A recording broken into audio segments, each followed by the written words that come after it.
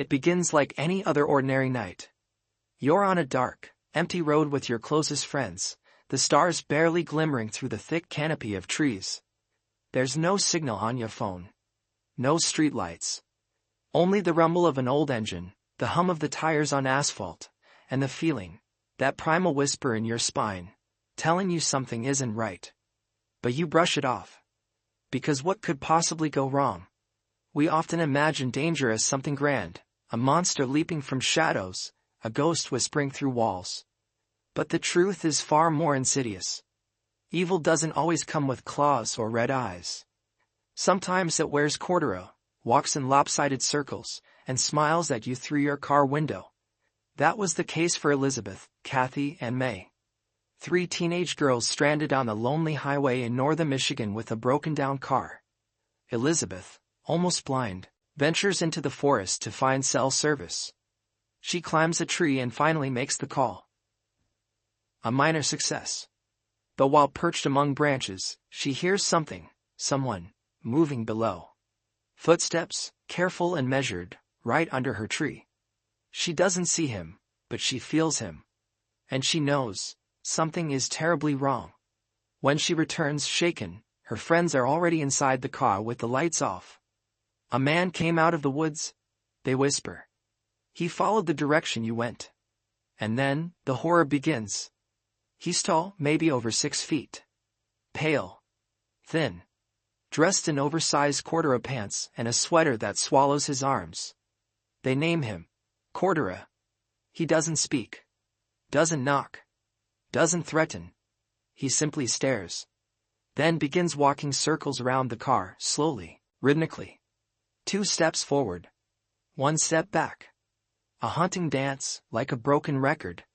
He makes no move to harm, but his presence alone paralyzes.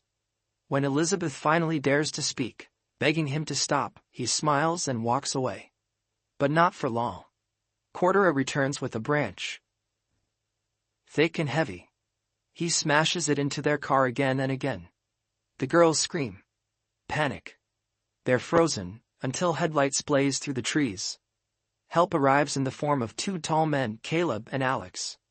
Brothers, protectors. Yet even they are unnerved by the figure. Corduroy adjusts, fights, stalks them until they flee into the night. And when they return in daylight with a tow truck, he is gone. But in the window slot of their broken-down car, where it never fully closed, are Elizabeth's cigarettes, neatly lined up, one by one, as if arranged by a child. Or a predator. This is not a horror story in the classic sense. It's not about ghosts or demons. It's about a man who chose to haunt without touching. Who used silence, presence, and unpredictability to instill terror. And that's what makes it worse. He wasn't crazy enough to be caught. He was just strange enough to be terrifying. But Corduroy isn't alone in his quiet madness. In another corner of America, a young woman sits in a car parked at the police station. Moments earlier, she was being followed, tailgated by a blue sedan on empty country roads. The man inside didn't try to pass. He didn't speak. He didn't wave. He just kept driving inches from her bumper. When she pulled into the police lot, he did the same, parking beside her, too close to open her door. He smiled, rolled down his window, then rolled it up again, said nothing. When she began dialing 911, he drove off.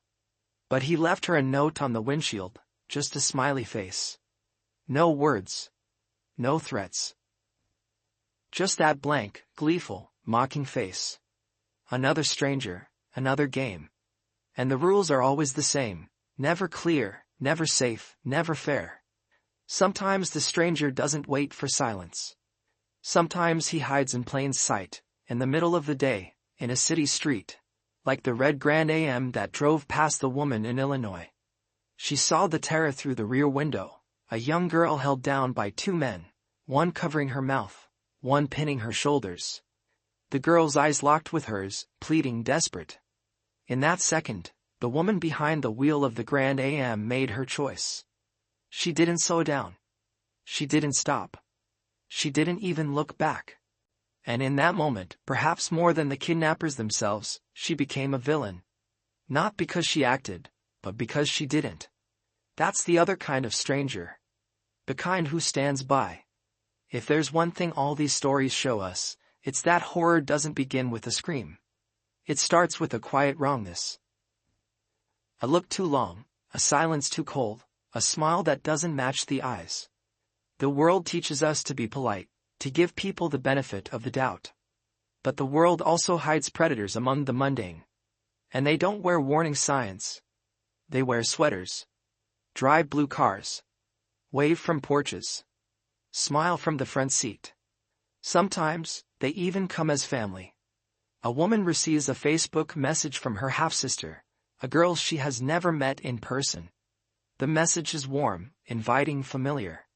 She's new in town. "Let's meet," the message says. "We'll have dinner in the park with my friends." It sounds like a perfect reunion. But something feels off. She Googles the park. It's infamous, high crime, gang territory, not a place for picnics. She tries to contact her sister by other means. When they finally meet through a mutual friend, her half-sister looks confused. She never sent a message. She hasn't used Facebook in years. Someone impersonated her. Someone tried to lure her to that park. Someone who knew the woman was in town. Someone who wanted her isolated. Vulnerable. The message was a mask. And that's the true terror of the stranger. He doesn't just wear a mask. He becomes someone you trust. One last story. A girl. Craigslist. Boredom. She posts, hoping to find company. She meets a guy online. He seems fine. Picks her up. She feels awkward but goes along. They don't go to the coffee shop like planned. He has to return something. Then he has to grab something from his apartment. Every turn is an excuse. Every detour is another nail in her coffin. When she finally demands to be dropped off, he refuses. Laughs. "We're going to have some fun." Then he speeds up. She reaches for her phone. He hits her. The phone drops. She can't find it. She thinks fast. And then, as they approach the freeway ramp, she does the only thing she can think of. She grabs the wheel and jerks it right. The car crashes.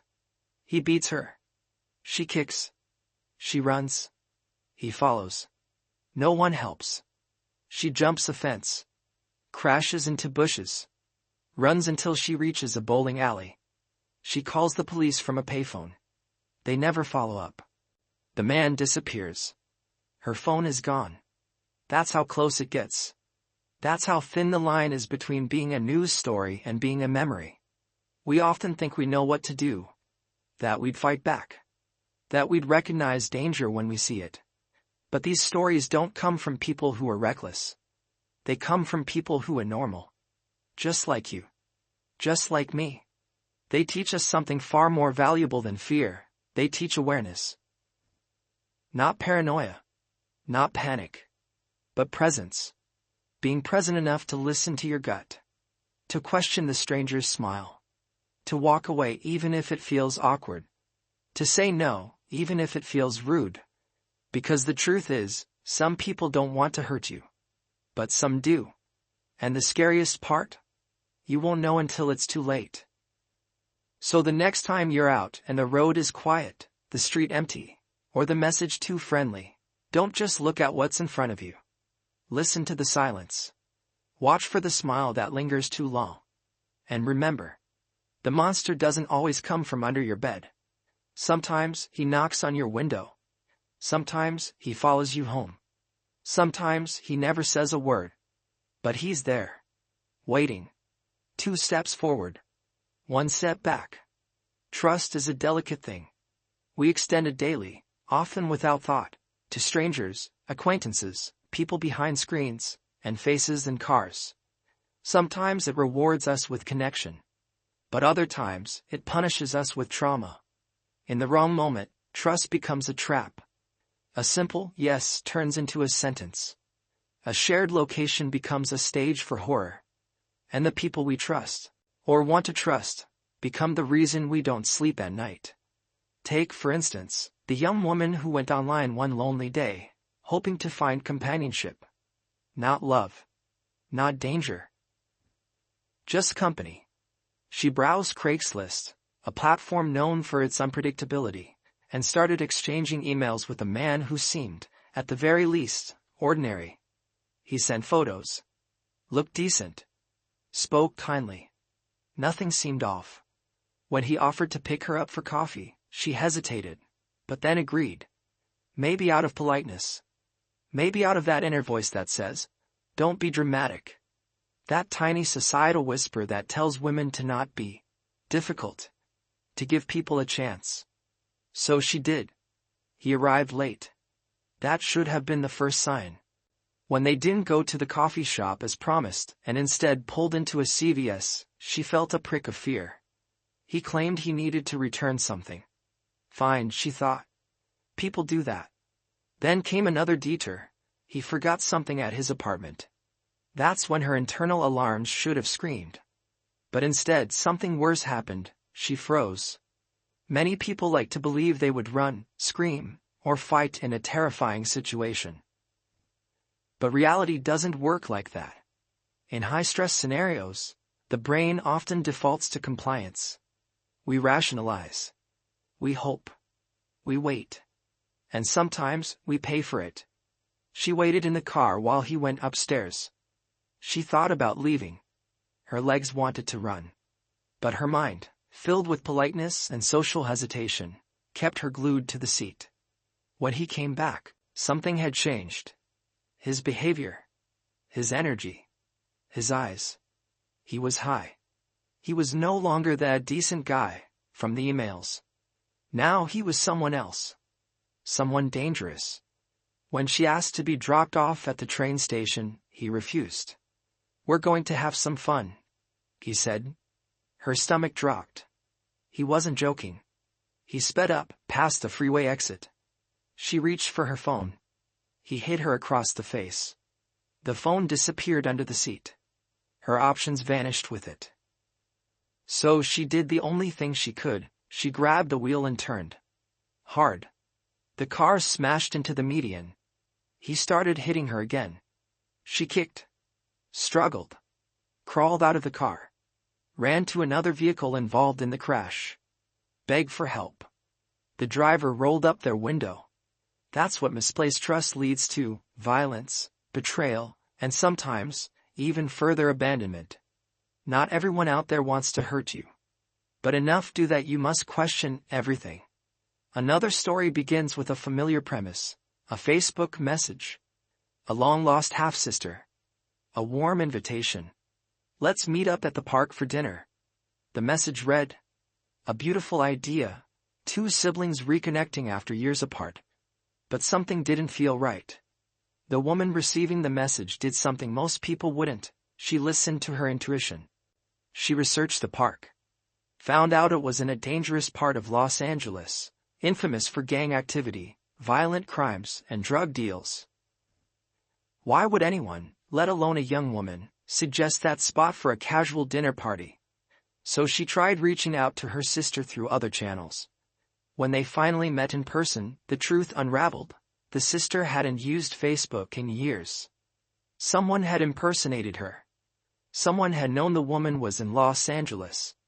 Someone tried to lure her. To what? We don't know. And we probably don't want to. But what's clear is this: someone pretended to be family. Used love as bait. That's the cruelest kind of deception, one that weaponizes your longing for connection.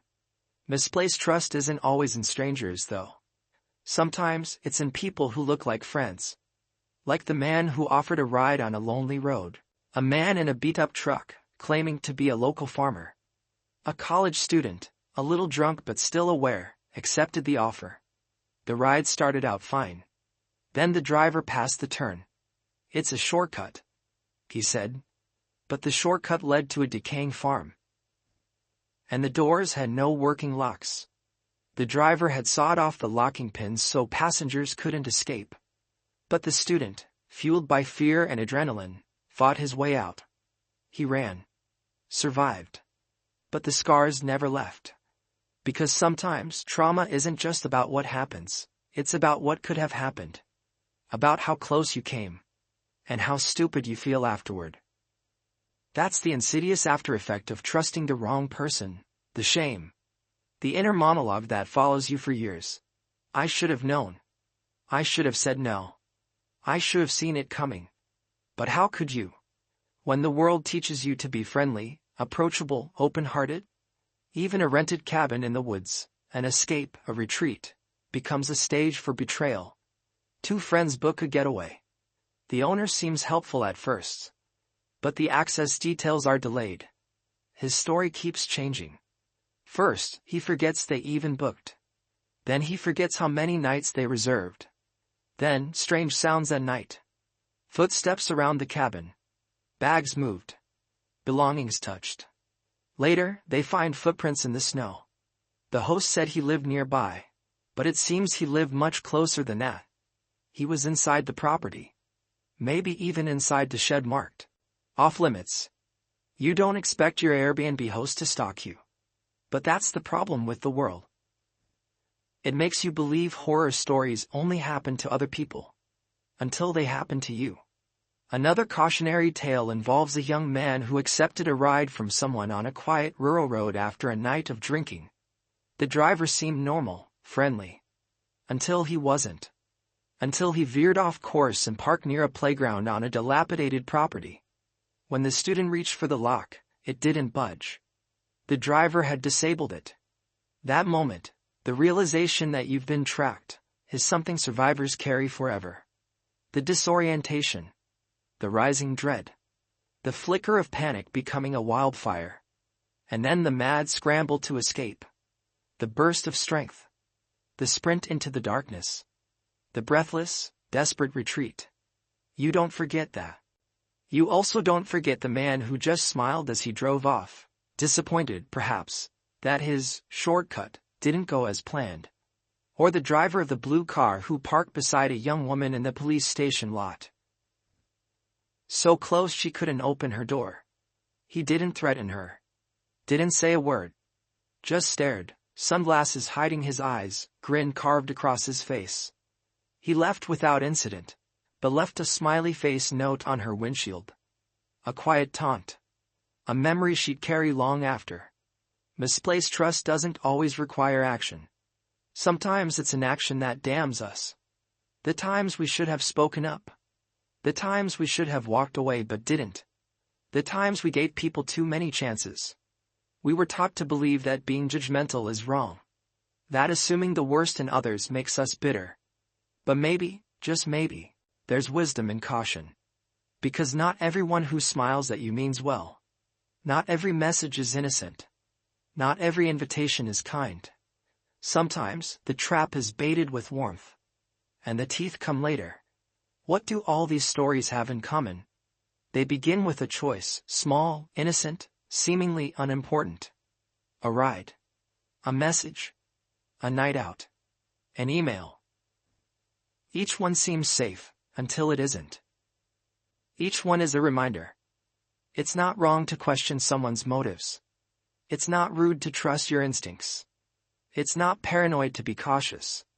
In a world where predators wear smiles and politeness becomes a weapon, your survival depends not on your ability to trust, but on your ability to discern. We're not saying never talk to strangers. But maybe before you do, remember the price others have paid. Trust is a beautiful thing. But in the wrong hands, it's a loaded gun. There is a common misconception that fear is born in the presence of something. A figure in the dark. A scream in the woods. A face outside your window. But real fear, the kind that clings to your bones, is born in silence. In not knowing. In the space between footsteps. In the breath you're afraid to take. It lives not outside, but within you. Fear shapes itself around what you don't understand, what you can't explain. And often, the true horror is not what's seen, but what is felt. It was just a night in the woods. A couple, seasoned campers from the city, looking to disconnect and find peace among the trees of Wisconsin's North Country Trail. They had camped many times before. They had faced weather, wild animals, even isolation. But nothing like this. Their night began quietly. They set up camp, cooked, passed a bottle of wine under the stars. All was still, until the dull sound of wood striking would echo through the trees. A thud. Then another. And another. The kind of sound that doesn't belong to animals. Not rustling. Not scurrying. Not breaking branches. This was rhythmic. Intentional. Like someone hitting two logs together. Slowly. Purposefully. Near the tent. They froze. You tell yourself it's nothing. A raccoon. A deer. But your body knows better. Your chest tightens. Your pulse quickens. And when you hear voices, low, murmuring, indecipherable, you realize this is no animal. This is human. They lay there, unmoving in the dark. Listening. Praying not to be found. The voices eventually drift away. But the fear doesn't. The next morning, they explore the area. Near the shelter where they cooked, they find the word kill carved into the wood. Deep, deliberate slashes. Splinters on the ground. Someone had been hacking at the structure while they slept, just 100 feet away. And the blood smeared across their car windshield, a squirrel impaled on the wiper blade, was no prank. It was a message. The woods aren't always empty. That kind of fear changes you. It opens a door inside you that never fully closes again. But the woods aren't the only place that breathes darkness. In a quiet suburban neighborhood, a child looks out her bedroom window. It's nighttime. She's only 5. But what she sees stops her in place. A man, blank face, cold eyes, is staring back at her. His face just inches from the glass. No expression. No emotion. Just watching. She screams. Her sisters don't believe her. Until they look. Until they see him too. The man flees. The police are called. But nothing is done, because he didn't, technically, break the law. He didn't break in.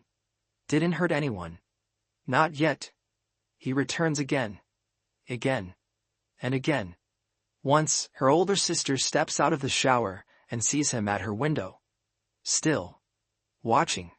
Her father, a Marine with PTSD and insomnia, finally catches him. The family dog bites his leg. The man is held until the police arrive. But because of a mental disability, he's released. He returns a third time. That's when the family bands together, locks installed, curtains drawn, neighborhood watch is formed. The police finally act. The man disappears, but the fear remains. Because that's what it does. Fear burrows deep. It waits. It lingers long after the danger is gone. In Traverse City, Michigan, a man decides to ride his bike home through the woods at dusk. He's tired. The path is familiar. Shortcut, he tells himself. Just a quiet road through trees. No big deal. Then footsteps. Not animals. Not random. Synchronized. Deliberate. They start when he starts. Stop when he stops. Always behind him. Always watching. He tries to remain calm. Calls his roommate. Says he might be followed. The roommate tells him to stay put, she's coming to pick him up. While he waits, the footsteps pick up speed. That's when anger takes over. He doesn't flee. He turns. And screams into the trees. Come out and face me. I'll wear your intestines like a necklace. Silence. Then headlights. His roommate arrives. He gets in the car. They leave. But something inside him has changed. A part of him stayed behind in those woods with whatever was lurking. Not all darkness hides behind trees, though. Sometimes it wears a smile. Sometimes it wears jeans and a baby blue top. A man sees her behind a dumpster. It's late. Los Angeles. She's crouched over something. He assumes she's sick. When he asks if she's okay, she stands and runs, without speaking. Curiosity compels him to look. What he sees haunts him forever. The homeless man she crouched over has no face. His skin torn. His tongue ripped out, and placed on his chest like a grotesque signature. No scream comes. Just vomiting. Just running. Just trauma. He reports it. But there are no follow-ups. No arrests. No headlines. The city swallows the horror whole. He tells himself maybe she was deranged. Maybe high. Maybe mentally ill. But what if she wasn't? What if she was something else entirely? Some fears don't even need monsters. Just imagination. In a lakeside cabin in Minnesota, a group of friends vacation like they always do. They drink, laugh, tell stories. But then, out on the lake, they see it, ahead. Just ahead. Floating in the water. Pale. Still. Facing the cabin. No movement. No sound. Just presence. They rationalize. It's a bird. A log. A trick of light. But when they return later, it's closer. Same head. Same position. Just nearer. Still, they convince themselves it's nothing. Until one friend uses the bathroom outside and sees it again, only 30 yards from shore. It's not a log. It's not a loon. It's staring directly at them. That night, footsteps approach the cabin. Then retreat. Then return. One friend, Ryan, sees a face at the window. One eye. Pale skin. Long black hair. It vanishes before anyone else sees it. But by morning, there are barefoot prints in the dirt around the house. Around the dock. Around the stairs. They leave in terror. They never return. Whatever that thing was, it knew where they were. Knew how to find them. And waited. Quietly. It's that kind of quiet that pierces you. Because it reminds you that evil doesn't always knock. It waits until you forget it's there. Another story. Another place. A man walks home from a night out. He takes the path he always does. A familiar shortcut. The air is calm. The moon full. But as he gets close to his house, he sees someone moving through the woods. Slowly. Carefully. Not using the gravel path, because it makes noise. Only he and his friend Terry know this. But Terry is inside. The light is off. He whispers, "Terry?" No answer. The figure stops. Then vanishes. Later that night, he hears movement outside his window. A grunt. A fall. Then, the crunch of gravel. Terry would never step on the gravel. Whoever was out there wasn't Terry. And he never finds out who or why. But that night, he learns something chilling. True horror doesn't always scream. Sometimes it whispers. Watches. Waits. All these stories, different places, different people, different circumstances. But the same emotional thread, that moment of realization. That flash where your body knows before your brain does. That tension between, maybe it's nothing, and, what if it's everything? What if someone really is following me? What if that wasn't an animal? What if there's something outside my window? We try to dismiss it. We call it paranoia. But sometimes, paranoia is just your survival instinct screaming to be heard. And when you don't listen, that's when the darkness wins. Because the most dangerous thing about fear isn't the shaking hands or the racing heart. It's the doubt. The voice inside you that says you're being dramatic. That you're overreacting. That you shouldn't make a scene. That voice, if you're not careful, becomes your silence. And silence, more than anything else, is what danger thrives on. Because the monsters out there, whether they're people, forces, or something else entirely, aren't always loud. They're patient. And they know that if they wait long enough, you'll let your guard down. You'll open the window. You'll take the shortcut. You'll assume the worst won't happen to you. But it can. It has. And the only thing standing between you and it is how willing you are to believe in the darkness within. Because that darkness isn't just out there. It lives in your hesitation.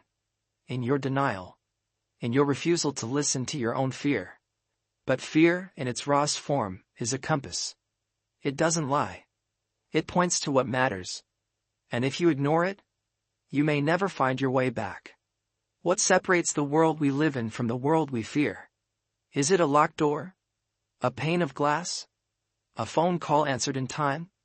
Or perhaps it's thinner than that, an illusion we cling to because the alternative is too disturbing. In the safety of daylight, we tell ourselves that monsters don't exist. That reason and logic rule the world. That if something can't be explained, it probably didn't happen. But in the cold hours of the night, when breath hangs in the air and silence echoes too loud, the veil thins. And through it, something else stares back. That veil is what makes a city street feel safe. Until it isn't. In Illinois, a woman drove through her decaying hometown, a place overrun by poverty, addiction, and crime. This wasn't always the case. Once, it had been a thriving community. Now, it was a graveyard of memories and boarded-up windows. She and her mother had just finished a doctor's appointment and decided to take the scenic route home down Main Street. That's when she saw it. A red Pontiac Grand Am drove through the intersection in front of her.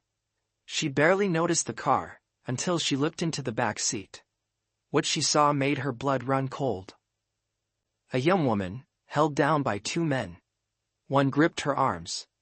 The other had a hand over her mouth. Her eyes were locked with the driver's, filled with unmistakable, desperate fear. There was no mistaking it. This wasn't an argument. It wasn't a prank. This was a kidnapping. In broad daylight. 1 block from a courthouse. The car disappeared down the street before she could catch the plate. She pulled over and called 911, giving every detail she could remember. The dispatcher assured her that patrol cars would be sent out. An APB would be issued. She hung up, heart racing, hoping, praying, that it would be enough. But days passed. Then weeks.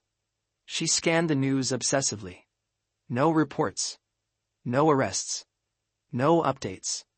That girl's face, the terror etched into her features, haunted her. What happened to her? Was she rescued? Or did she vanish into the same void that had swallowed so much else in that city? Sometimes we witness horror just long enough to know it's real. But never long enough to stop it. And sometimes, we don't realize how close we came until it's almost too late. In Los Angeles, a law student received a Facebook message. It was from her half-sister, someone she had never met in person. They had shared blood but not a childhood. The message seemed sincere. Let's meet. Just a small dinner with friends at a park. The student hesitated. Something felt off. Why a park? Why so late? Why with strangers? She Googled the location. The park was infamous in LA, an area controlled by gangs, riddled with violence. Not a place for casual get-togethers, especially not for women at night. She contacted her sister through other memes and confirmed what she feared. The Facebook account was fake. Her sister had never sent the message. Someone had been impersonating her, knowing the student was new in town, vulnerable, eager to connect. It had been a trap. For what? She doesn't know. And she never found out. But the thought that someone could so easily take a face you trust and use it to lure you to your doom, that's the real horror. Identity, family, safety, none of it is sacred to predators. They'll use anything to get close. Sometimes the trap is less elaborate. Sometimes it's just a smile and a lie. A young woman, feeling lonely, posted on Craigslist looking for someone to hang out with. She wasn't looking for love. Just companionship. A man responded. He looked decent. Sounded nice. She agreed to coffee. But they didn't go to coffee. First, a stop at CVS. Then his apartment. Then the freeway. When she realized he was taking her somewhere else, she asked to be let out. He refused. We're going to have fun, he said. When she reached for her phone, he punched her. Hard. In a moment of sheer terror and brilliance, she grabbed the steering wheel and yanked. The car swerved. Crashed. She scrambled out. Bloodied. Bruised. Terrified. She begged for help from another driver, who rolled up his window. She ran toward a fence, climbed over, and disappeared into horse trails she recognized from her childhood. He didn't follow. But he didn't need to. The damage was already done. She had trusted her instincts, but too late. Now, the memory of that night follows her, stitched into every interaction, every ride, every date. The veil thinned, and she survived. Barely. But what if she hadn't? That's the question that torments another woman who had the misfortune of being followed by a blue car. It began with tailgating, then honking, then a slow, deliberate pursuit through back roads and roundabouts. When she turned toward the police station, he followed. Parked beside her. Smiled. Waited. Only when she picked up her phone to call 911 did he leave. But not before leaving a note on her windshield, a simple smiley face. No threats. No violence. Just presence. Intention. The kind of encounter that leaves you questioning your safety even when no crime was committed. What do you report? How do you explain that? And more importantly, what was he planning to do if you hadn't gone to the station? The veil thins again. We often think we are safe in the presence of others. In our neighborhoods. In our homes. But sometimes, the darkness is already there, waiting for us to notice it. A man walks home after a night with friends. It's dark. Late. He's used to walking this road. He hears movement in the woods beside him. Figures it's an animal. Until it isn't. The footsteps stop when he stops.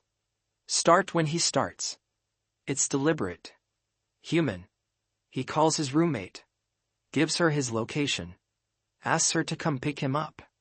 She tells him to stay still. She's on her way. As he waits, the footsteps accelerate. Closer. Faster. And that's when something ancient kicks in, not fear, but rage. He turns to the trees and shouts into the blackness. Come out and face me. I'll wear your intestines as a necklace. Silence. The footsteps stop. He doesn't see anyone. But they were there. They were real. Who or what they were, he doesn't know. But something in those woods followed him. And something in him rose up to meet it. That's the nature of fear. It doesn't always cower. Sometimes it roars. And sometimes it grows into something more. One man grew up in a remote part of Illinois. Surrounded by woods. Houses spaced far apart. He had a friend named Terry who used to visit late at night. They'd talk through his second-story window. One night, he hears Terry being dropped off. Goes outside to scare him. But Terry's porch light is off. He's already inside. Still, someone is moving through the woods.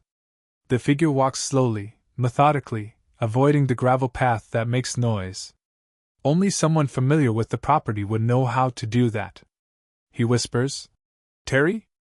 No answer. He waits. Watches. Then hears the crunch of gravel outside his window. A fall. A grunt. Terry wouldn't trip. Terry wouldn't step on the gravel. Whoever was out there didn't belong. But they were close. And they were watching. The man never learns who it was. But he never forgets the feeling that someone, human or otherwise, was trying to find their way inside. The veil thins once more. At a cabin on Lake Vermilion, a group of teenage boys see something floating in the water, ahead. Pale. Hair soaked. Upright. They laugh it off. Pretend it's a bird. Later, it's closer. They sleep uneasily. One of them, Ryan, wakes to see a face in his window. Just one eye. Watching. Pale skin. No emotion. He panics. Demands they leave. They pack their things in the dead of night. Outside, they find footprints. Bare. Human. And the head in the water? It never reappears. But whatever it was, it moved on land. And found them. The veil is not a wall. It's not solid. It's not dependable. It's a curtain. Sometimes it flutters.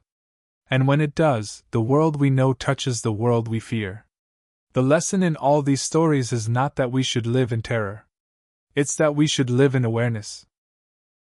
Because the darkness does not care if you're rational.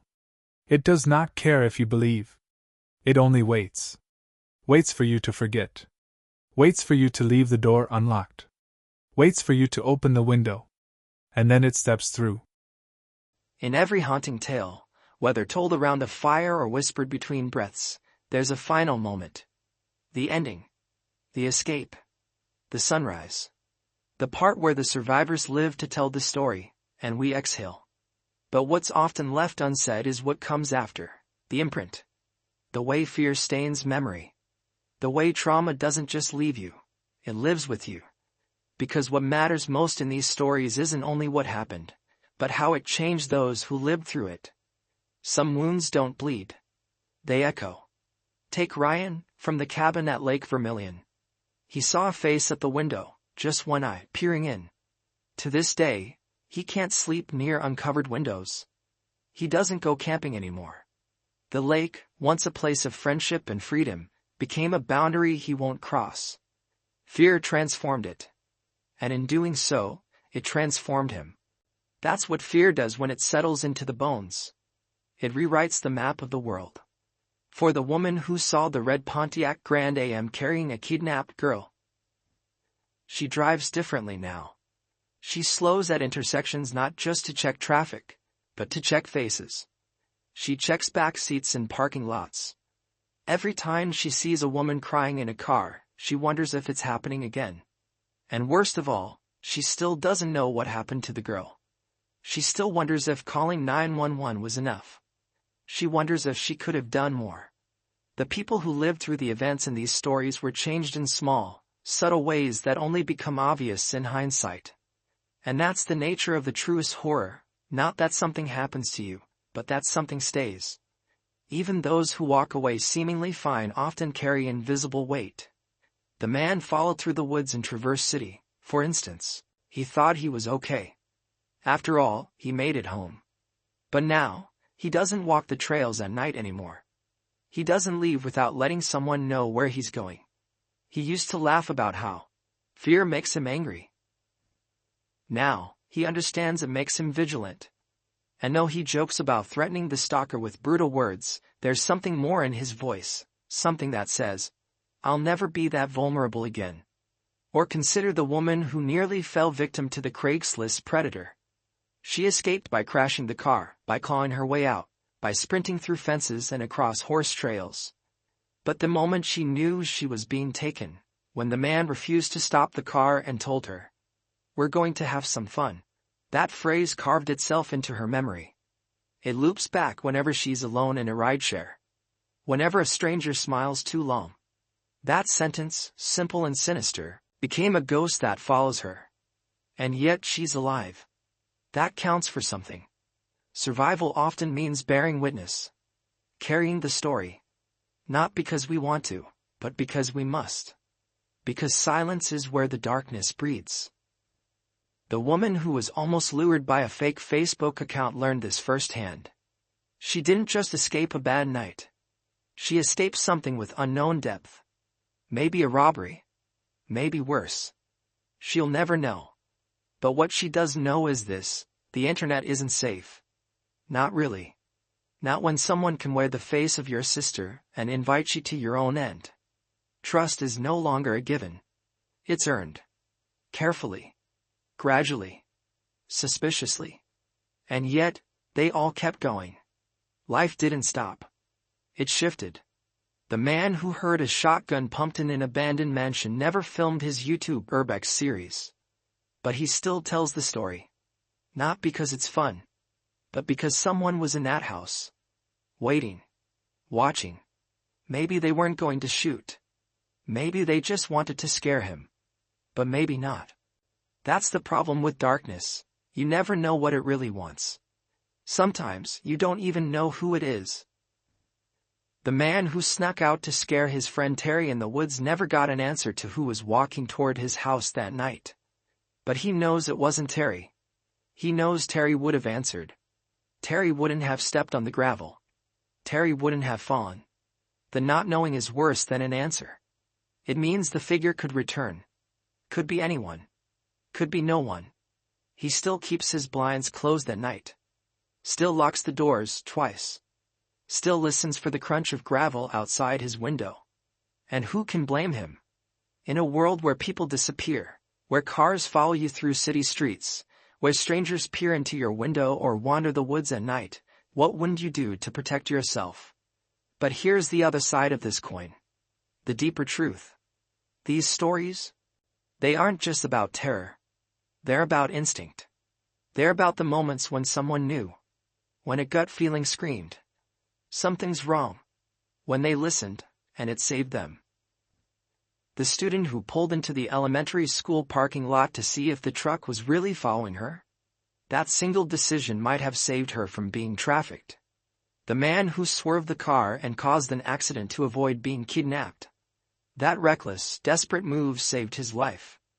Even the woman in the city who called 911 after seeing the girl in the car, she might have given that victim her only chance. That's the power of listening to your fear. Not letting it control you, but respecting it. Understanding that fear, when paired with awareness, becomes intuition. And intuition is survival's oldest friend. But survival comes at a cost. Some people recover. Others stay haunted. The man whose uncle once hitchhiked and escaped a predator learned that the driver was John Wayne Gacy, one of the most notorious serial killers in American history. His uncle never told anyone the full story. Never admitted what might have happened. He just said, "I fought him off." And that was it. But his eyes said more. The terror was still there. Behind the humor. Behind the bravado. Because knowing you came that close to death, or worse, changes how you see the world. The edges of things get sharper. The sky a little darker. And suddenly, every laugh carries the memory of a night you nearly didn't survive. These aren't just scary stories. They're cautionary tales. Snapshots of real human fear. Of survival. Of resilience. And they remind us that horror isn't always fangs and claws. Often, it's ordinary. A smile. A message. A ride. A stranger. A sound in the night. What do we take away from this? Maybe it's this: the world isn't out to get you. But it could be. And that's reason enough to stay alert. To trust yourself. To question what feels off. To prepare. But don't let fear rob you of joy. The people in these stories didn't give up. They didn't retreat from life forever. They adapted. Grew sharper. Wiser. Stronger. Ryan might avoid cabins. But he's still out there, living. The woman from Craigslist might be more guarded, but she shares her story so others don't make her mistake. The lost student who was almost lured to the park. She found her real sister. And they laughed. And they cried. And they lived. The veil between safety and horror is thin, but we aren't powerless. We choose how to respond.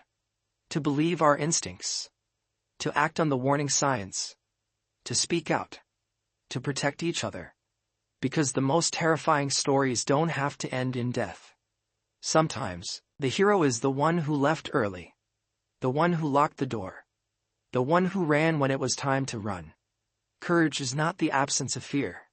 It's knowing when fear is right, and doing something anyway. And so, dear reader, we leave you with this. The darkness may always exist. But so do you. With your voice. Your reason. Your instinct. Your strength. And maybe that's the greatest truth of all. The veil is thin. But on this side, we fight back.